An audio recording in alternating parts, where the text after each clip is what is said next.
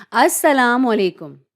اس video میں ہم اس موضوع پر بات کریں گے کہ جو مجھے لگتا ہے کہ بائیولوجی کی دنیا میں بہت ہی دلچسپ ہے۔ کس طرح ہمیں دیکھنے کو ملتی ہیں ویریشنز اسپیشیز در اسپیشیز۔ اگر ہم زندگی اور حیات کی تاریخ میں جائیں، مثال کے طور پر یہاں دیکھیں، ہمارے پاس ہیں 3 مختلف اسپیشیز۔ یہاں بائیں طرف یہاں ہمارے پاس ہے افریقن ہاتھی۔ یہ زندہ رہ سکتے ہیں بہت لمبے عرصے کے لیے اگر اس کے مطابق جنگلی ماحول دیا جائے۔ یہ تقریباً 40-50-60 سالوں تک جی سکتے ہیں، اور اگر ان کی زندگی کو پڑھا جائے تو یہ بہت حد تک مماثلت رکھتے ہیں انسانوں سے بہت مختلف طریقوں سے۔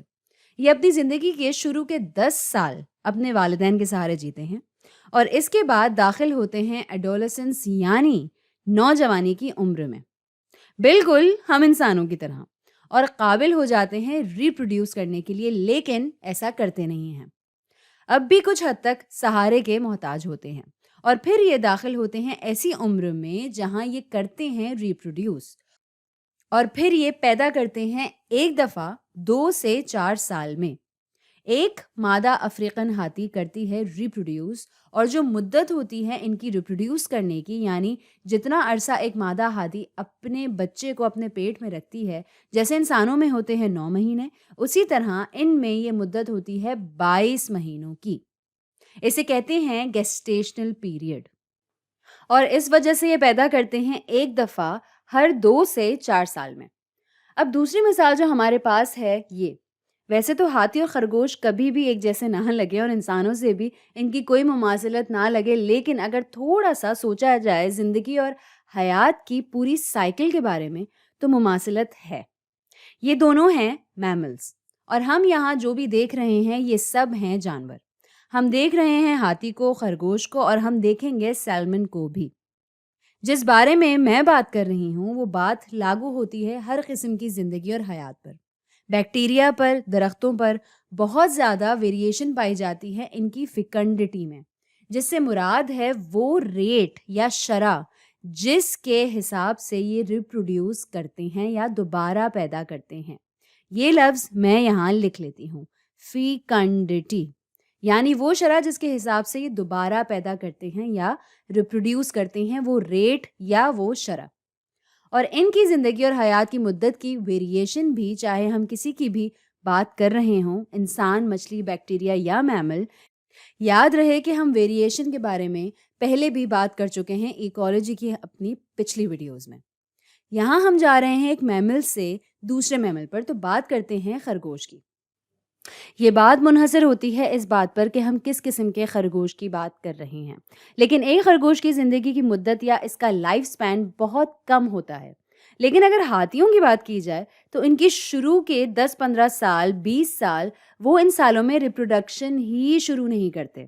ایک خرگوش ریپروڈکشن کے دور میں اپنی پیدائش کے کچھ مہینوں بعد ہی داخل ہو جاتا ہے، تقریباً 4 یا 5 مہینے، اور جب ایک دفعہ یہ اس دور میں قدم رکھ لیتے ہیں، یہاں ریپروڈکشن کا دور میں اس پرپل رنگ سے دکھا رہی ہوں، تو جب یہ شروع ہوتے ہیں ریپروڈیوس کرنا تو یہ بہت زیادہ ریپروڈیوس کرتے ہیں، ان کی فیکنڈٹی بہت زیادہ ہوتی ہے۔ جب بھی ایک مادہ خرگوش خارج کرتی ہے اپنا فضلہ تو اس میں بہت سارے خرگوش کے بچے ہوتے ہیں موجود۔ ان کی تعداد جو دیکھی گئی ہے عام طور پر وہ ہے 1 سے 14 کے درمیان، اور یہ کرتی ہیں ہر مہینے میں ایک دفعہ، تو ہر مہینے میں۔ اب زندگی کی مدت جو ہے ایک مادہ خرگوش کی وہ ہو سکتی ہے 3، 4، 5، 6، 7 سال، یہ دیکھتے ہوئے کہ ہم کس نسل اور کس قسم کے خرگوش کی بات کر رہے ہیں۔ تو اب آپ سوچ سکتے ہیں کہ اگر یہ پیدا کر رہے ہیں، کہہ لیں کہ 10 خرگوش ہر مہینے ایک سال میں، تو یہ پیدا کر سکتے ہیں 120 خرگوش سال کے کچھ سالوں تک۔ اور پھر آپ سوچ سکتے ہیں کہ وہ خرگوش، مادہ خرگوش ظاہر ہے کہ کتنی تیزی سے پہنچے گی اپنے ریپروڈکشن کے دور میں، اور پھر وہ کرے گی ریپروڈیوس اسی شرح سے یا اسی ریٹ سے۔ تو انفرادی طور پر دیکھیں تو ایک مادہ خرگوش کی فیکنڈٹی ہے بہت زیادہ، اور اگر آبادی کی سطح پر دیکھا جائے یا پاپولیشن کی سطح پر دیکھا جائے تو سارے ہی خرگوشوں کی فیکنڈٹی کہلائے گی زیادہ۔ اب ہم دیکھتے ہیں ایک اور مثال، یہ ہے سیلمن کی۔ بہت ساری مختلف قسمیں ہوتی ہیں سیلمن کی، لیکن عام طور پر سیلمن پیدا ہوتی ہے پانی میں۔ ظاہر ہے کہ مچھلی ہے تو پانی میں ہی پیدا ہوگی، ایسے پانی میں جہاں شدید کرنٹ موجود نہ ہو یا شدید بہاؤ موجود نہ ہو۔ اور جب سیلمن پیدا ہوتی ہے تو یہ گروپ ہوتا ہے تقریباً 100 سیلمن کا، یا ایک ساتھ 100 کی تعداد یا شاید ہزاروں کی تعداد میں سیلمن پیدا ہو سکتی ہے، اور یہ اپنا راستہ بناتی ہے سمندر کی تہہ تک، اور وہاں اپنی زندگی گزر بسر کرتی ہے اور بڑا ہونا شروع کر دیتی ہے۔ یہ تب ریپروڈیوس نہیں کرتے، اور جب یہ تیار ہو جاتی ہیں ریپروڈیوس کرنے کے لیے تو یہ واپس اوپر سطح پر آ جاتی ہیں، اوپر سمندری سطح پر آ جاتی ہیں جہاں یہ پیدا ہوئی تھیں، اور پھر یہ کرتی ہیں ریپروڈیوس۔ اور یہ بات ہو رہی ہے دونوں نر اور مادہ کی۔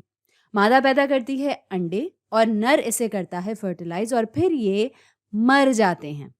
تو ان کا ریپروڈکشن کا ایک پورا موقع آتا ہے، ایک ایونٹ یعنی تقریب آتی ہے، اور پھر یہ مر جاتے ہیں۔ اور آج بھی یہ سمجھنے کی کوشش کی جا رہی ہے کہ ایسا کیوں ہوتا ہے۔ تو ایک ریپروڈکٹیو ایونٹ، اور پھر یہ مر جاتے ہیں۔ اور ایسی اسپیشیز کے لیے ایک خاص لفظ ہوتا ہے جو ایسا کرتے ہیں۔ سیلمن اکیلی اسپیشی نہیں ہے جو ایسا کرتی ہیں۔ جہاں ایک وقت میں ہزاروں انڈے پیدا ہوتے ہیں اور پھر یہ مر جائیں، اسے کہتے ہیں سیمل پیرٹی، سیمل پیرٹی یا سیمل پیرٹی۔ یہ میں یہاں لکھ لیتی ہوں۔ تو یہ آ گیا سیمل پیرٹی۔ سیمل سے مراد ہے یا سیمل سے مراد ہے ایک دفعہ، اور پیرٹی سے مراد ہے وجود میں لانا۔ تو ایک دفعہ وجود میں لانا، ریپروڈیوس کرنا ایک دفعہ۔ اور سیلمن کی صورت میں یہاں یہ مر بھی جاتے ہیں۔ اب آپ سوچیں گے کہ ٹھیک ہے یہ سیلمن کے لیے ہے سیمل پیرٹی، اب ہم ہاتھی اور خرگوش کے لیے کیا کہیں گے؟ تو ان کے لیے بہت سارے ریپروڈکٹیو ایونٹس ہوتے ہیں، اور اسے کہتے ہیں ایٹرو پیرٹی۔ یہاں ایٹریٹ سے مراد ہے کسی چیز کا دہرانا یا بار بار کرنا، اور پیرٹی سے مراد ہے بگیٹ یعنی وجود میں لانا، تو بار بار وجود میں لانا۔ تو ایٹرو پیرٹی ہے جو خرگوش اور ہاتھیوں جیسے جانور کرتے ہیں۔ اب جو سوال آتا ہے وہ یہ کہ یہاں ان سب چیزوں میں اتنی زیادہ ویریشن کیوں پائی جاتی ہے، اور کیوں ہر اسپیشی نے اپنی خاص نیش یا طاق ڈھونڈی ہوئی ہے کہ جس میں وہ اپنا کام کرتے چلے جائیں۔ یہ بات سمجھ میں آتی ہے کہ نیچرل سلیکشن کے تحت یہ ایک دوسرے سے بہت مختلف جاندار مختلف طریقوں سے رہنے والے وجود میں آئے ہیں، جن کی زندگی کی مدت بہت مختلف ہے، جن کے ریپروڈیوس کرنے کی شرح بہت مختلف ہے، اور فیکنڈٹی کی ویریشن بھی۔ کبھی یہ کرتے ہیں ایٹرو پیرٹی، کبھی سیمل پیرٹی، اور یہ کوئی راز نہیں ہے۔ لوگ اسے پڑھ رہے ہیں، اس پر تحقیق کر رہے ہیں، اور اسپیشیز در اسپیشیز یہ تحقیق ابھی بھی جاری ہے۔ ایک طریقہ کار ہے یا فریم ورک ہے جس کے مطابق اس کے بارے میں سوچا جا سکتا ہے۔ جیسے سوچیں کہ ایک اسپیشی ہے جو اپنی بقا کو بہتر بنانا چاہ رہے ہیں، اپنے سروائیول کو بہتر بنانا چاہ رہے ہیں، اور کسی ایک کی نہیں، انفرادی طور پر وہ چاہ رہے ہیں اپنی جینیٹک معلومات کی بقا کو بہتر بنانا۔ ایسا نہیں ہے کہ جینز یا اسپیشیز خود ایسا کرنا چاہتے ہیں، نیچرل سلیکشن کا جو خیال ہے وہ یہ ان کے لیے کر رہی ہوتی ہے۔ تو اس چوکور ڈبے کو سوچیں جیسے یہ ہے نیچرل سلیکشن، اور اس سے باہر آتے ہوئے جو آپ دیکھ سکتے ہیں وہ ہے فٹسٹ جین، یعنی سب سے زیادہ قابل اور مناسب ترین جین۔ اور جب ہم فٹسٹ جین کے بارے میں بات کرتے ہیں تو اس کا یہ مطلب نہیں ہے کہ ہم کہہ رہے ہیں کہ فلانا دوسرے سے بہتر ہے۔ اس سے مراد ہے ایک مخصوص ماحول کے لیے وہ جینز اور ان کی خصلتیں سب سے بہتر ہیں سروائیول کے لیے، یا وہاں زندگی گزارنے کے لیے، ان کی بقا کے لیے، اور سب سے زیادہ بہتر ہے ان کی ریپروڈکشن کے لیے۔ اب اس نیچرل سلیکشن کے ڈبے میں کن چیزوں کو ہونا چاہیے؟ تو ہونا چاہیے توانائی کا حصول یا اس کی دستیابی، اویلیبلٹی آف انرجی۔ کھانے کا حصول ہونا چاہیے جسے کہتے ہیں فری انرجی۔ صرف پودے ہی نہیں ہوتے جو حاصل کرتے ہیں توانائی صورت سے، تو توانائی کا دستیاب ہونا۔ دوسرا یہاں آ سکتا ہے پریڈیٹری ماحول۔ پریڈیشن اور پریڈیٹری ماحول کے بارے میں ہم نے اپنی پچھلی ویڈیوز میں بھی بات کی ہے۔ اور آ سکتا ہے یہاں ڈیزیزز یعنی کہ بیماریاں۔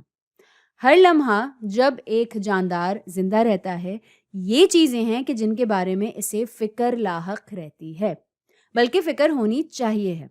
فکر ہونی چاہیے کھانا ڈھونڈنے کی یا اس کے لیے مقابلہ کرنے کی، اس کو فکر ہونی چاہیے پریڈیٹرز کی، بیماریوں کی، اور ایک دفعہ پھر इनमें से कोई एक फ़र्द नहीं या एक सैल्मन नहीं है यहाँ, जिसे ये फ़िक्र हो कि मैं ऊपर पानी की सतह पर चली गई तो भालू मुझे खा लेगा या मुझे कोई बीमारी ना हो जाए।